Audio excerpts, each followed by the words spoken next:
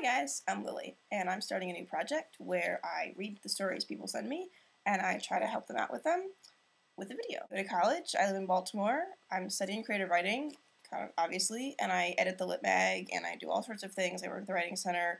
I'm mildly qualified to be doing this. The first story that I'm going to start out with is actually mine.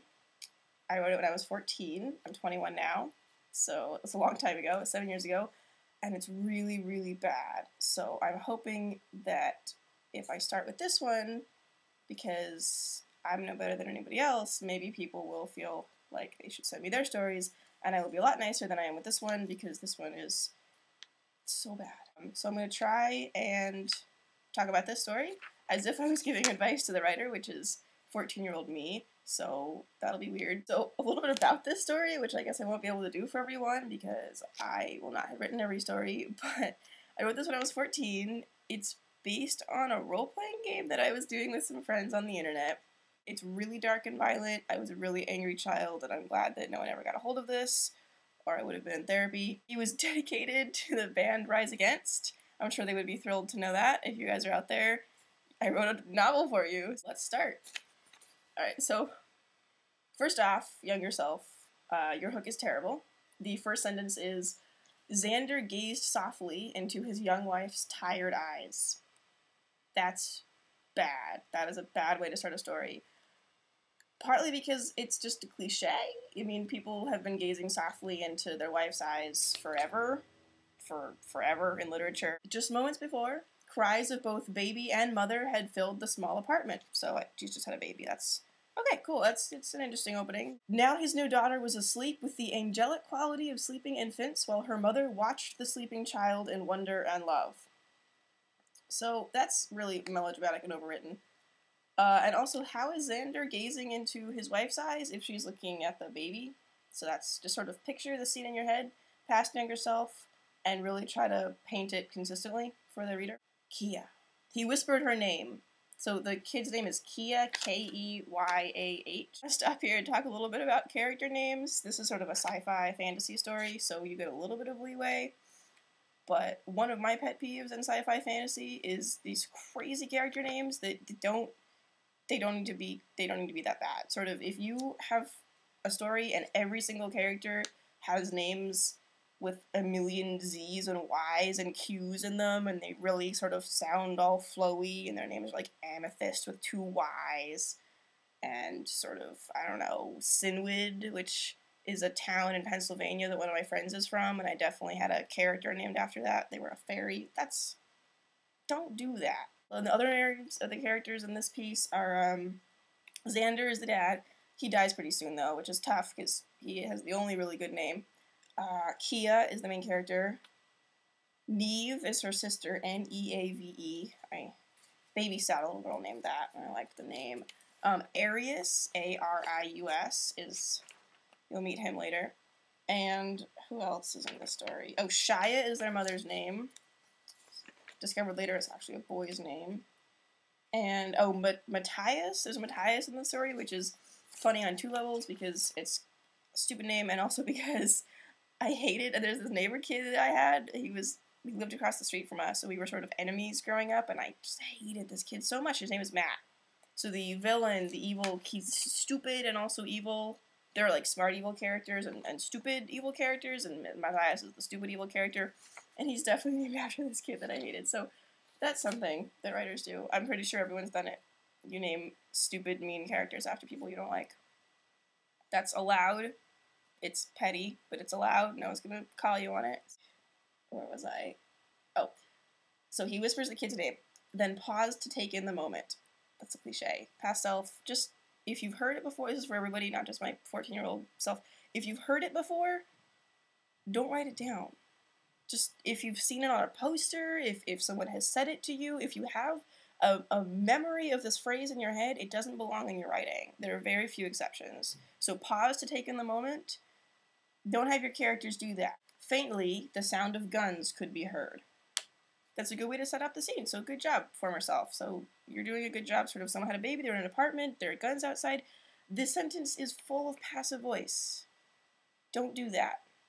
Faintly, the sound of guns could be heard. Who's hearing them? They're people. Let them hear sounds. So this is so embarrassing.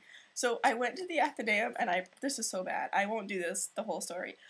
I went to the library here at my school, which is called the Athenaeum, and I went to print this out. We only have 2 printers. There are about 1,400 students at my school. We have 2 printers. And everyone crowds around the printers because there are only 2 printers. Everyone's always trying to print something. You have to go in the middle of the night if you want to print something unmolested. So everyone's crowded around the printer trying to get their stuff. And I'm printing this out and I'm thinking, oh my god, because people look through the stuff. I didn't want to print this on campus. Like, people are going to see this. It's so bad. And if no one's going to pull it out and read it, so I'll just have my name on it. I took my name off of it in case something happened and it got out. I mean, I'm putting it on the internet. I don't know why, but I was like at the printer. It's like, I need to get give me the paper, it's mine, don't read it. So this is so embarrassing. So I hope you appreciate that because I want you to feel comfortable sending your stories to me, I am reading my really, really bad story for you. So here's the first line of dialogue. Dialogue in this is really bad. We'll talk about that. She was born to the sounds of war. Let us hope that she will not die to the same. Okay, past self. You've been on this planet for 14 years. I'm sure you've heard plenty of people talking. None of them sounded like this. I can guarantee you that. This is not how people talk. You can't do that. You can't write that down. I mean, you can, no one's stopping you. It doesn't read well. It's just because they're in this sort of fantasy sci-fi world does not mean they can speak in these sort of melodramatic one-liners. Characters have to talk naturally. So it's obvious that if you've just had a baby, you're looking at the baby, you want a better future for the baby, you're hearing guns outside, there's some sort of violence and war going on, we don't really know yet. It's natural to want a better future for them and to maybe speak that. So just try to imagine what that would sound like. Try to listen to how your own parents talk, listen to how you talk.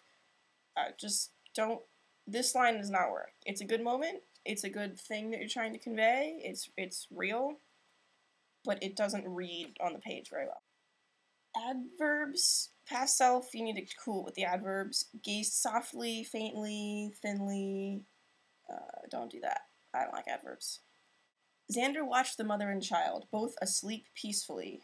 Here's another adverb. Turning his back on the woman he loved and the miracle in her arms. That's overwritten. He quietly checked the lock on the door and settled down to sleep. So, I'm going to stop here. This is the first 2 paragraphs that I've had so much to say. So what's good about this is that it's interesting. The setting is interesting. So someone had a baby and they're in an apartment. And so that's interesting immediately to an audience because why are they not in the hospital? What's going on? It's obvious that something is unusual for this family. So that's interesting.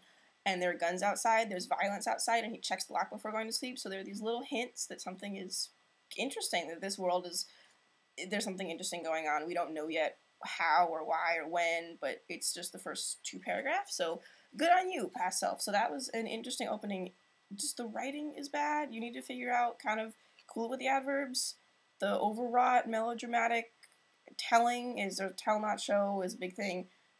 So just sort of picture this. You have a really good scene. You have a really good setup. You have some interesting characters. You have an interesting situation, whatever the hell it is. You need to sort of write it better. Sort of terrible advice, and also the only advice I have for you is think about it, picture it, and put it down in words that really do justice to it. In the next exciting installment, I'll try and get through more of the pages. I won't read the whole thing. I'll just go through. I'm still figuring this out. This is a project. So thank you guys for watching. Oh, I want to say something about copyright, because if this project actually does take off, which I hope it does, and it's not just me talking to myself about myself, this sort of time-traveling workshop here, I don't know what's going on. No, copyright. I'm going to work up and draft up an actual sort of copyright agreement, because I do want people to send me their stuff, and I don't want that to get them in trouble. I only need the rights to read parts of it on my show. That's all I need. I won't put any of the text online, so it won't be searchable. This doesn't count as publication, so you can still send it off to a lit mag. It should be a non-issue. If you don't want to send your stuff to me, don't send your stuff to me. So I will draft up a copyright thing. If anyone wants to help me with that and they know copyright law, that's cool. I can figure out some boilerplate on my own, but don't worry about that. This has no copyright concerns because it's not going anywhere. Alright, so thank you for joining me with this. I'm going to edit this on the plane in Amsterdam. I'll see you guys later.